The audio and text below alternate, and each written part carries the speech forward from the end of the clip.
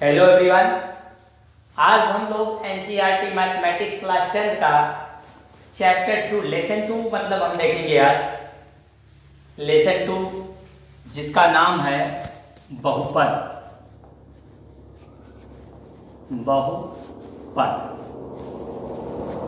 ये बहुपद क्या है, इस बात को आइए हम लोग जानते हैं कि बहुपद क्या है। ठीक है ना। अब बहुपद जैसा कि नाम से आपको पता होना चाहिए। देखिए, बहु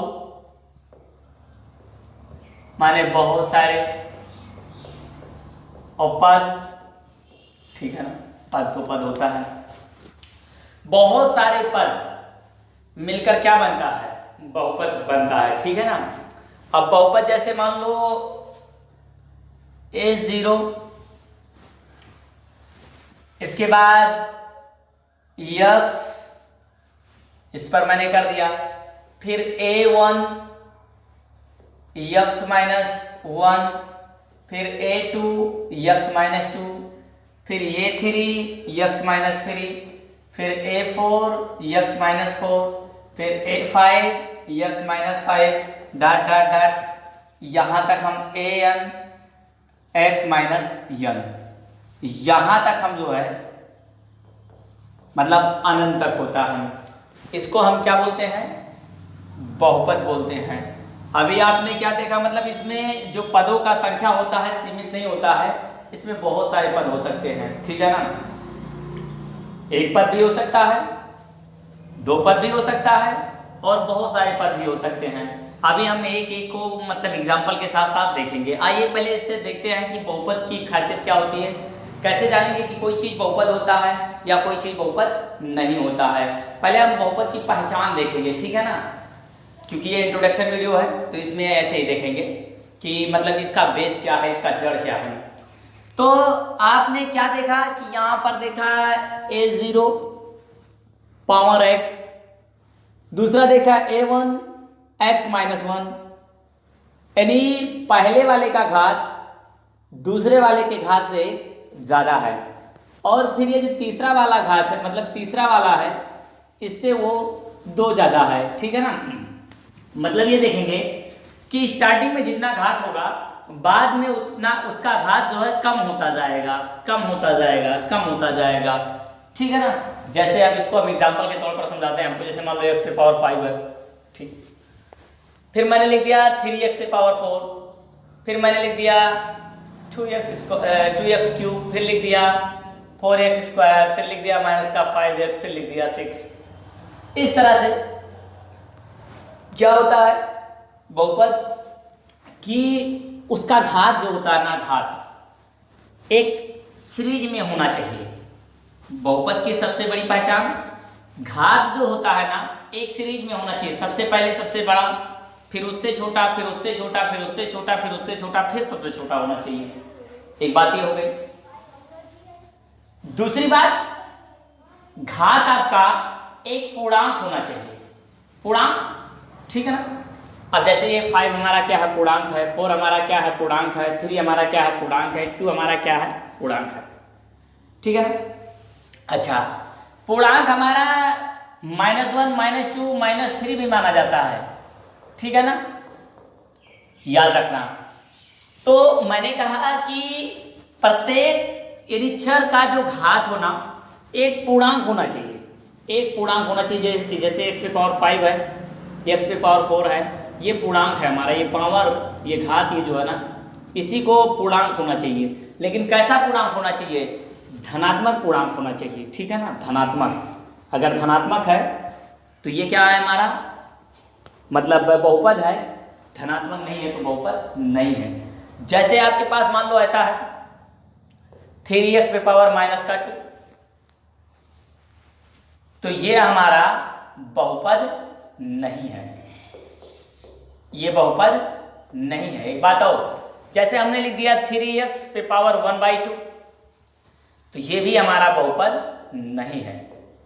ठीक, बहुपद क्यों नहीं है ये, क्योंकि मैंने अभी अभी तुरंत कहा कि चर का घात जो होना चाहिए वो धनात्मक पूर्णांक होना चाहिए। ठीक, यहां चर का घात जो है ऋणात्मक पूर्णांक है और यहां चर का घात ये तो पूर्णांक है ही नहीं, ये पूर्णांक का मतलब क्या होता है? पूर्णांक का मतलब क्या होता है? देखिए, पूर्णांक का मतलब होता है पूर्ण अंक। जो अंक पूरा हो उसे क्या कहते हैं? पूर्णांक कहते हैं। लेकिन ये 1/2 है, इसको जब आप काटोगे तो डेसिमल में आ जाएगा ना, 0.5। अब ये पूरा अंक थोड़ी है, तो जब ये पूरा अंक नहीं है तो इसकी शर्त क्या है? बहुपद की जो शर्त है वो क्या है? पूर्णांक होना चाहिए घातना। लेकिन ये हमारा पूर्णांक नहीं है और प्लस होना चाहिए, तो ये हमारा प्लस नहीं है, माइनस है, जिसकी वजह से ये हमारा बहुपद नहीं है। बाकी ये हमारा क्या है? बहुपद है। इसके बारे में तो आप जानिए। ठीक, तो मेरा अंदाजा है कि बहुपद का जो सिलसिला है आपका क्या हुआ होगा? खत्म हुआ होगा, मतलब बहुपद अब आप जान गए होंगे। तो आइए अब बहुपद की एक परिभाषा जान लेते हैं कि बहुपद क्या होता है, फिर इसके बाद आगे बढ़ते हैं। बहुपद, देखिए, बहुपद ऐसा पद जिसकी घात धनात्मक पूर्णांक हो, धनात्मक पूर्णांक हो, उसे बहुपद कहते हैं। ठीक, ऐसा पद जिसकी घात धनात्मक पूर्णांक हो उसे बहुपद कहते हैं। जैसे x⁻² हो गया, ये भी हमारा बहुपद है।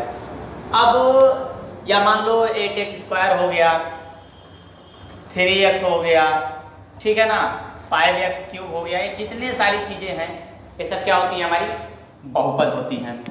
अब इसके बारे में आइए देखते हैं। बहुपद का आपने परिभाषा जान लिया कि बहुपद क्या है। ऐसा पद जिसका एक धनात्मक पूर्णांक, मतलब जिसका घात जो है धनात्मक पूर्णांक हो, वो हमारा बहुपद कहलाता है।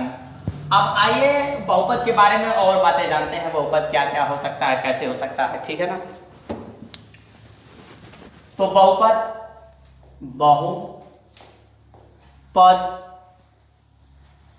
एक होता है हमारा पद के आधार पर, पद के आधार पर, और एक हमारा होता है घात के आधार पर, घात के आधार पर।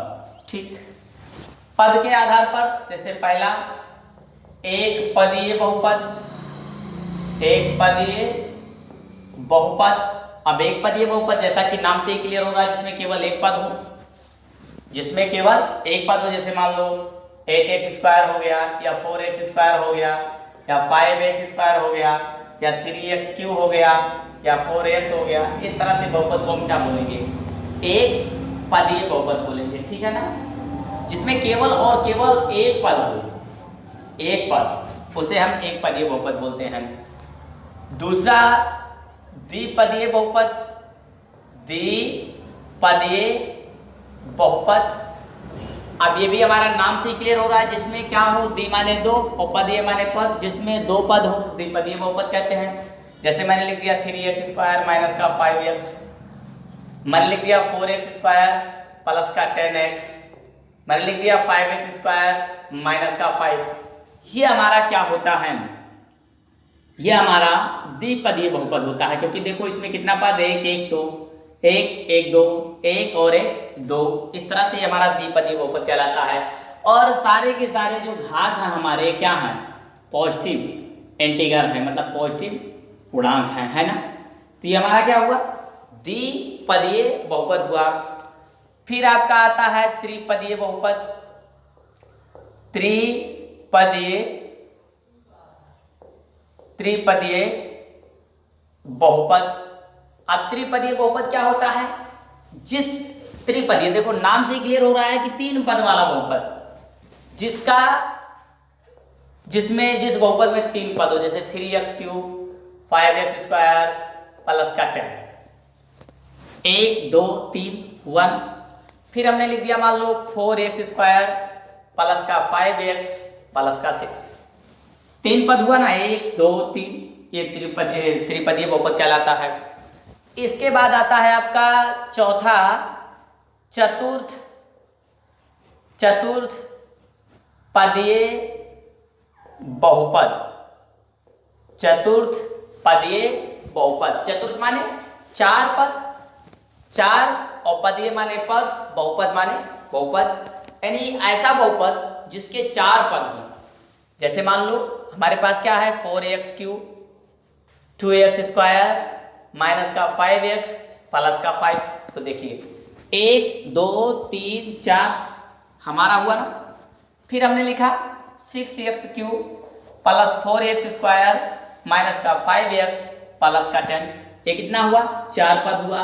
तो इस तरह से इसको हम क्या बोलेंगे, क्या कि चतुर्थ पदीय बहुपद। अब घात के आधार पर तो देखिए, घात के आधार पर हम क्या देखेंगे सबसे पहले, नंबर 1, ठीक है ना, एक घातीय बहुपद, या मान लो ऐसे, हाँ चलो एक घातीय बहुपद पहला हम क्या बोलेंगे, एक घातीय बहुपद।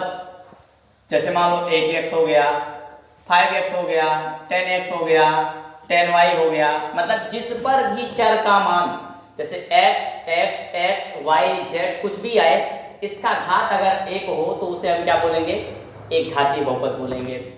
दूसरा हमारा होगा द्विघातीय बहुपद, द्विघातीय बहुपद, ठीक, जिसका घात मैं घात के आधार पर एक घातीय बहुपद नहीं। इसमें सुनिए, सॉरी थोड़ी देर के लिए, इसमें क्या करना है आपको, घात से मतलब रखना है। मतलब घात आपका क्या होना चाहिए, जिस बहुपद का घात सबसे ज्यादा हो। जैसे मान लो आपके पास क्या है, मैंने लिखा है x² प्लस 5x प्लस 6, ठीक है ना। तो ये हमारा एक बहुपद है, इसका हाईएस्ट घात कितना है, 2 है, तो इसको क्या बोलेंगे, द्विघातीय बहुपद बोलेंगे, ठीक है ना। यहाँ घात से मतलब होता है। मैंने एक और लिख दिया 3x³ plus 4x² plus 5x plus 6 equal to 0 मान लिया जाए। तो इसका हाईएस्ट घात कितना है, 3 है, तो इसको हम क्या बोलेंगे, त्रिघातीय बहुपद बोलेंगे, ठीक है ना।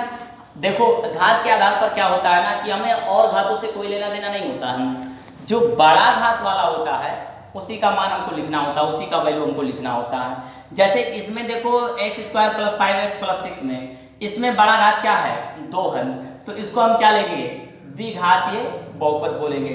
इसमें बड़ा वाला घात क्या है, जैसे देखो 3x³ 4x² 5x प्लस 6, तो इसमें ये बड़ा है ना, तो इसलिए इसको हम क्या बोलेंगे, त्रिघातीय बहुपद बोलेंगे।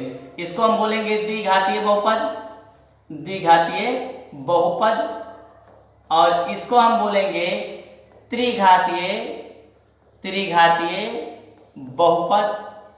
अब जैसे 4x पे power 4 plus 3x³ plus 2x² plus 5x, अगर ऐसा है तो इसको हम क्या बोलेंगे, इसको हम बोल सकते हैं चतुर्थ घातीय बहुपद।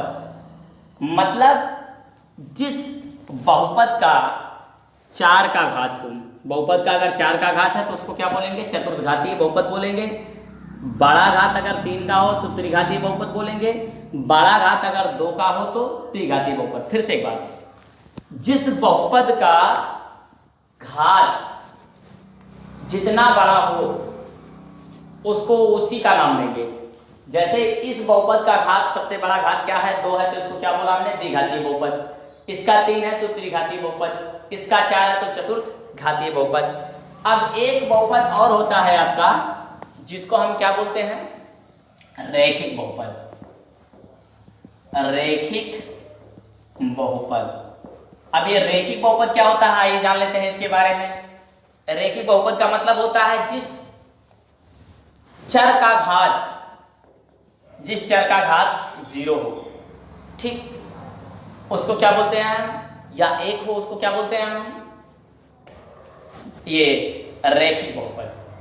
मतलब जिस बहुपद का भी घात 1 हो उसे हम रैखिक बहुपद बोलते हैं। जैसे मान लो इसका घात क्या है, कुछ नहीं, तो 1 है, तो ये क्या होगा हमारा, एक घातीय बहुपद। दूसरा ये हो गया, ये या सिंगल आप ये भी कर सकते हैं, ठीक। यहाँ पर भी आप x y जो चाहो वो रख सकते हो। जैसे मान लो x यही है, ठीक है ना। तो अगर मान लो यहाँ पर शो नहीं कर रहा तो x पे पावर क्या है 0, जिस पर पावर 0 या 1 हो वो क्या होता है हमारा रैखिक बहुपद होता है। अब देखो जिस पर घात 0 होता है उसका मान 1 होता है, ऐसा आपको बताया गया है। तो 1 इंटू 0 का मतलब x पे पावर 0, तो इसका मान क्या हो जाएगा 1, तो क्या हो जाएगा ये हमारा 8 हो जाएगा। तो इस तरह से हमारा क्या कहलाता है रैखिक बहुपद कहलाता है या एक घातीय बहुपद कहलाता है। तो यहाँ पर हमने बहुपद के बारे में सीखा। तो सबसे पहली बात बहुपद को आपने क्या जाना, बहुपद क्या है, जिसका घात प्लस पूर्णांक हो धन पूर्णांक हो बहुपद होता है। घातों का एक सीरीज होना चाहिए। सबसे पहले क्या होता है बड़ा वाला, फिर उससे छोटा, फिर उससे छोटा, फिर उससे छोटा, फिर सबसे छोटा, फिर घात होना चाहिए, प्लस पूर्णांक होना चाहिए, बटा मतलब फ्रैक्शन भिन्न नहीं होना चाहिए, और फिर माइनस पूर्णांक नहीं होना चाहिए। बहुपद के आधार मतलब पदों के आधार पर बहुपद को हमने बांट कर दिखाया, घातों के आधार पर बहुपद को हमने बांट कर दिखाया, ये रैखिक बहुपद बताया। इस तरह से ये हमारा यहाँ पर एंड करते हैं हम। यदि आपको ये वीडियो पसंद आता है तो वीडियो को लाइक शेयर सब्सक्राइब करें, और यदि आपको इससे रिलेटेड कोई प्रॉब्लम होती है तो नीचे कमेंट बॉक्स में कमेंट लिखें, और यदि आपको कुछ पूछना है तो नीचे जरूर कमेंट में लिखें। ठीक है ना। Thanks for watching my video.